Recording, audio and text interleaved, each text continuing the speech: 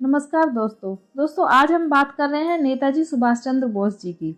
माँ भारती के वीर पुत्र सुभाष चंद्र बोस जी स्वतंत्रता संग्रामी थे। उन्होंने देश को अंग्रेजों से आज़ाद कराने के लिए बहुत ही शानदार प्रयास किए। उनकी गतिविधियां देखकर अंग्रेज समझ गए थे कि अब वो भारत में ज़्यादा दिन नहीं टिक पाएंगे। सुभाष चंद्र बोस का जन्म एक बंगाली परिवार में हुआ था, जो एक काफ़ी संपन्न परिवार था। लेकिन सुभाष चंद्र बोस को देश से बहुत ही प्यार था, इसलिए उन्होंने ऐशो आराम की जिंदगी को ठुकराकर अपना जीवन देश के नाम कर दिया। उनका पूरा नाम नेताजी सुभाष चंद्र बोस था।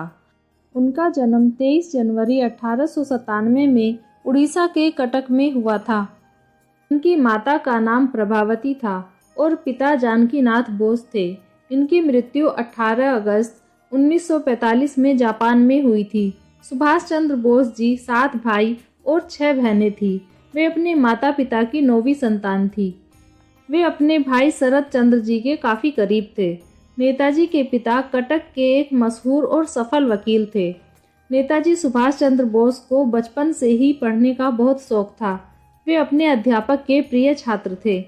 उन्होंने अपनी स्कूल की पढ़ाई कटक से ही पूरी की।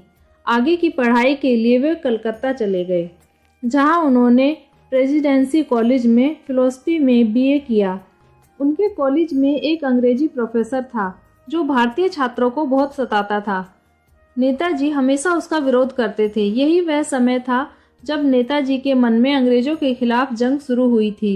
नेताजी सिविल सर्विस में जाना चाहते थे, लेकिन अंग्रेजों के चलते उस समय सिविल सर्विस में जाना भारतीयों के लिए बहुत ही मुश्किल था। तो उनके पिताजी ने उन्हें सिविल सर्विस के लिए इंग्लैंड भेज दिया। इस परीक्षा में नेताजी ने चौथा स्थान प्राप्त किया और इंग्लिश सब्जेक्ट में उनके सबसे ज़्यादा नंबर थे। नेताजी स्वामी विवेकानंद जी को अपना गुरु मानते थे और उनकी कही गई सभी बातों का अनुसरण करते थे। नेताजी एक सच्चे देश प्रेमी थे। वे देश को अंग्रेजों से आज़ाद कराना चाहते थे, इसलिए उनका मन अपनी नौकरी में नहीं लगा और 1921 में उन्होंने इंडियन सिविल सर्विस की नौकरी को ठुकरा दिया और अपने देश भारत वापस लौट आए। भारत लौटते ही नेताजी स्वतंत्रता की लड़ाई में कूद गए। उन्होंने भारतीय राष्ट्रीय कांग्रेस पार्टी ज्वाइन कर ली। शुरुआत में नेताजी कलकत्ता में कांग्रेस पार्टी के नेता रहे। वे चित्तरंजन दास जी के नेतृत्व में काम करते थे। नेताजी चित्तरंजन दास जी को अपना राजनीतिक गुरु मानते थे। 1922 में चित्तरंजन दास जी ने कांग्रेस को छोड़कर मोतीलाल नेहरू के साथ अपनी एक अलग पार्टी बना ली थी, जिसका नाम था स्वराज। उस समय तक नेताजी ने कलकत्ता के नौजवानों और छात्रों व मजदूरों के बीच में अपनी एक खास जगह बना ली थी। वे जल्द से जल्द भारत को आज़ाद भारत के रूप में देखना चाहते थे। उनके कामों की चर्चा चारों ओर फैलने लगी थी। लोग उन्हें उनके नाम से जानने लगे थे।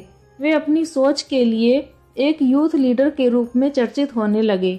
1928 में गुवाहाटी में कांग्रेस की एक बैठक के दौरान नए व पुराने मेंबर्स के बीच बातों को लेकर मतभेद पैदा हो गया।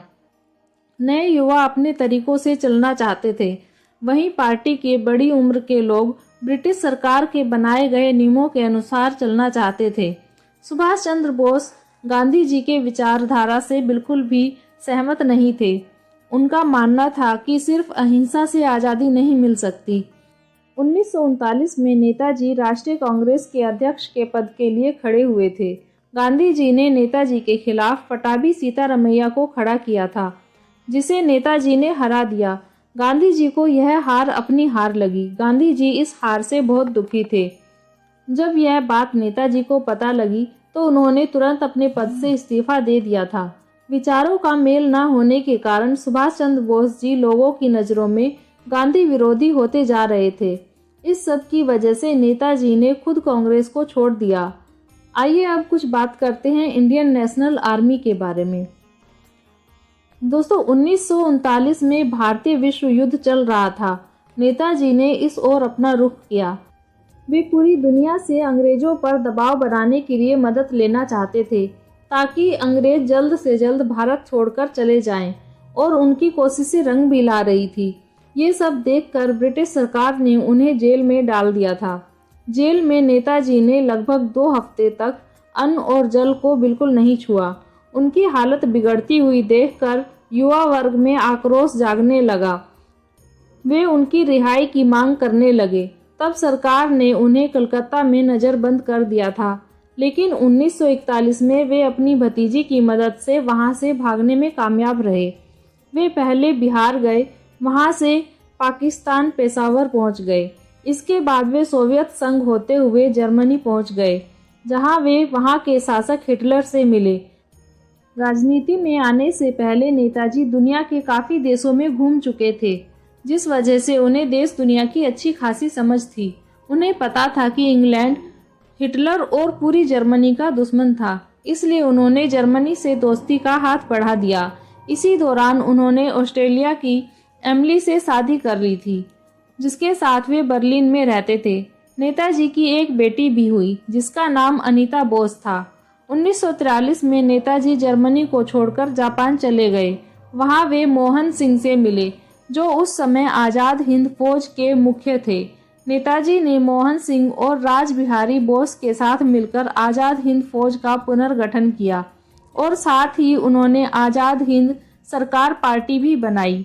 1944 में नेताजी ने अपनी आज़ाद हिंद फौज को "तुम मुझे खून दो, मैं तुम्हें आज़ादी दूंगा" का नारा दिया, जिसने देश भर में एक नई क्रांति ला दी थी। फिर नेताजी इंग्लैंड गए, जहां वे ब्रिटिश लेबर पार्टी और राजनीति के बड़े बड़े लोगों से मिले, जहां उन्होंने भारत की आज़ादी के विषय में बात की। नेताजी ने ब्रिटिशों को भारत छोड़ने के लिए काफ़ी हद तक मना भी लिया था। आइए जानते हैं नेताजी की मौत कैसे हुई थी। 1945 में जापान जाते समय नेताजी का विमान ताइवान में क्रैश हो गया था, लेकिन नेताजी की बॉडी नहीं मिली। लेकिन नेताजी की बॉडी न मिलने के कारण कुछ समय बाद उन्हें मृत घोषित कर दिया गया। भारत सरकार ने इस दुर्घटना पर बहुत सी जांच कमेटी भी बिठाई, लेकिन कोई परिणाम नहीं निकल कर आया। कुछ लोगों ने अलग अलग जगहों पर नेताजी को उस विमान दुर्घटना के बाद देखने का दावा भी किया था, लेकिन आज तक भी उनकी मौत की गुत्थी नहीं सुलझ पाई है। दोस्तों, 2006 में मुखर्जी कमीशन ने संसद में बोला था कि नेताजी सुभाष चंद्र बोस की मौत विमान दुर्घटना में नहीं हुई थी, लेकिन भारत सरकार ने इसे खारिज कर दिया और आज भी नेताजी की मौत एक रहस्य बनी हुई है। तो दोस्तों, ये थी नेताजी के जीवन से जुड़ी कुछ बातें।